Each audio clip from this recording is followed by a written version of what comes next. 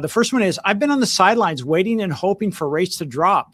Do you think waiting is to my benefit, or should I take action now? Now, I know it could be kind of slanted because you're a mortgage broker, but I trust your honesty and just transparency that you'll give me the right answer. Well, what's interesting about the question is I would have to say there has been some, and I'll underscore or underline, limited benefit for waiting on rates to drop. What I mean by that, and of course I urge everyone all the time, you can all do this yourself, get online and Google the 10-year Treasury bond yield. And you can see a history of the yield going back several years, pretty much for a long period of time. And when you look at that, one of the things it tells you is it was true in around middle of 2023. The 10-year bond yield basically was hovering right near 5%. And at that time, you may recall, we were on conforming loans, we were in the 7s, and there was some concern about we were heading to the 8s. So from that perspective, yes, it's true, waiting for rates to drop, at least if you've been waiting since that period, has had some limited benefit. We're not in the 7s.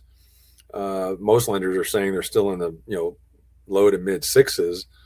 We've been telling all of our viewers for a while now that most programs, we can still offer rates in the high 5s. So from that perspective, waiting has had some limited benefit, albeit that's pretty limited still. The idea here is if you're waiting for rates to get substantially better from where they are now, I would argue that's probably a little bit of a fool's bet. I wouldn't urge you to do that. In particular, when you consider the other factors and parameters in the market that I think make it maybe a better time, if not the right time, to start, stop waiting and get into home ownership, because you've got to think of things like there is more inventory in most markets. That's certainly true here in the Coachella Valley. Inventory is not, totally back to the normal 6 month of supply based on the sales rate, but it's getting closer to that. It's certainly in the 4.5, 5 month range.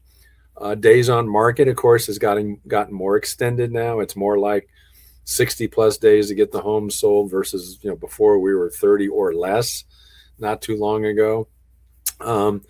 The ratio of list price to actual sale price, that's running, like, again, in this local market here where I'm at in the Palm Springs, greater Coachella Valley area, that's running around 96%. In other words, a home, if it's listed for a certain price, selling on average at 96% of that initial listed price.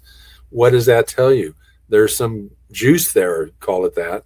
There's some room. If you're a buyer, there's some room in that list price that you can negotiate some pretty good benefits in terms of seller incentives, i.e. credits.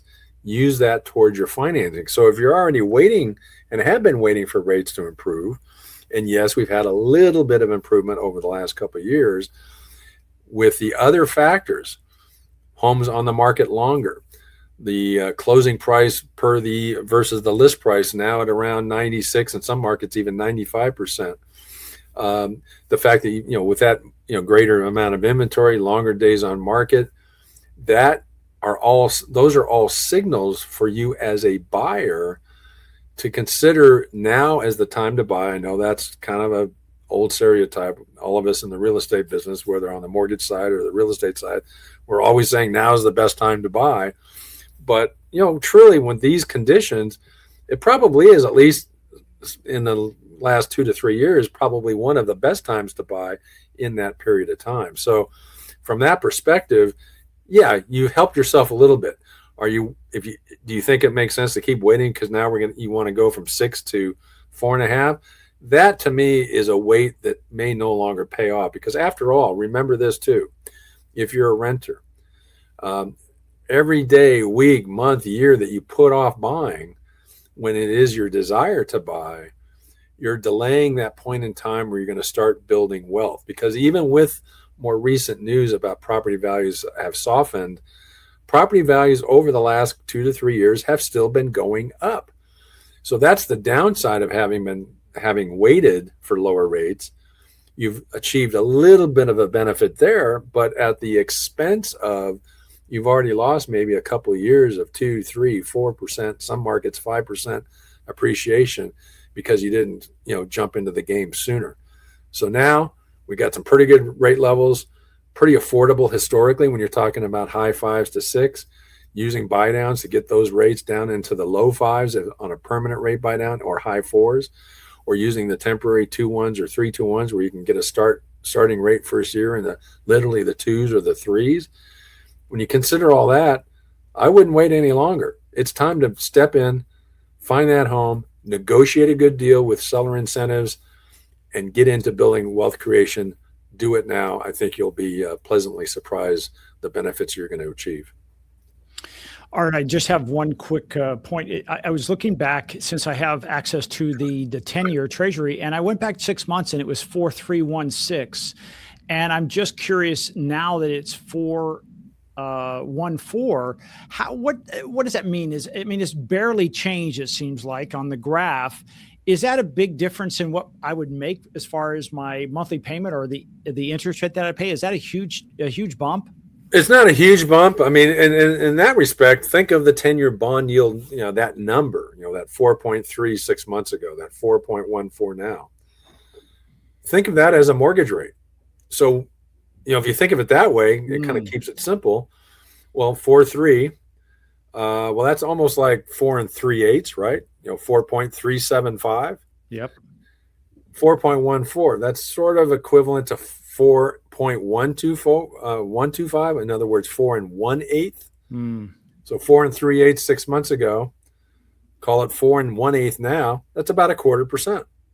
So you've had some improvement just since April to now in terms of the rate. Now, a month ago, the 10-year bond was actually at 4. So again, using that April number to, a month ago, there was about a 3/8 improvement in rate. But of course, as we tell people all the time, this stuff moves around up and down all the time. You can go back to last year, or as I pointed out earlier in 2023, when that 10-year bond yield was close to 5%.